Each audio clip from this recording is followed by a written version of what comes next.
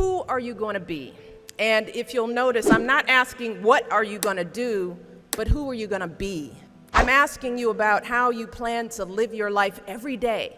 How are you going to respond when you don't get that job you had your heart set on? For all of you who are going to be teachers, what are you going to do if the students in your class next year just don't respond to your lessons? For all of you going into business, how will you react when your boss gives you a goal that feels way too high? See, these are the moments that define us.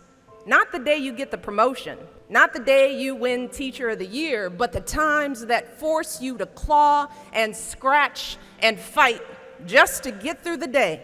The moments when you get knocked down and you're wondering whether it's even worth it to get back up.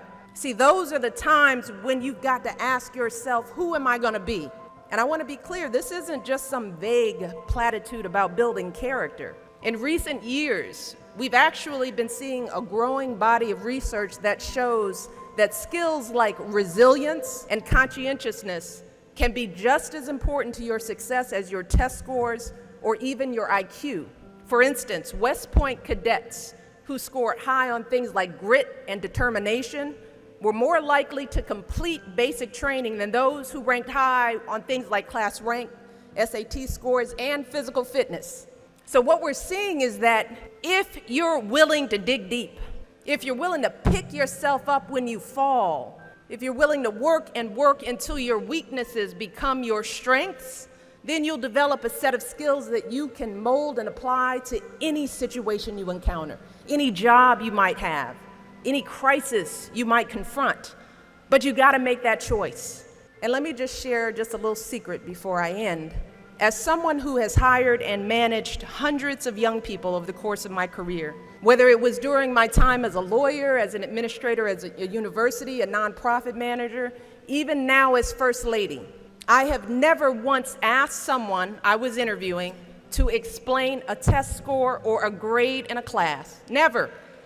I have never once made a hire just because someone went to an Ivy League school instead of a state school. Never. What I have looked for is what kind of person you are. Are you a hard worker? Are you reliable? Are you open to other viewpoints? Have you stepped outside of your own self-interest to serve others? Have you found a way to serve our country, whether in uniform or in your community? Again and again, I have seen that those are the qualities that I want on my team, because those are the qualities that move our businesses and schools and our entire country forward. And just understand this. Those are the qualities that you all already embody. They're the values you learned from your parents, from the communities you grew up in. And today, more than ever before, that's what the world needs.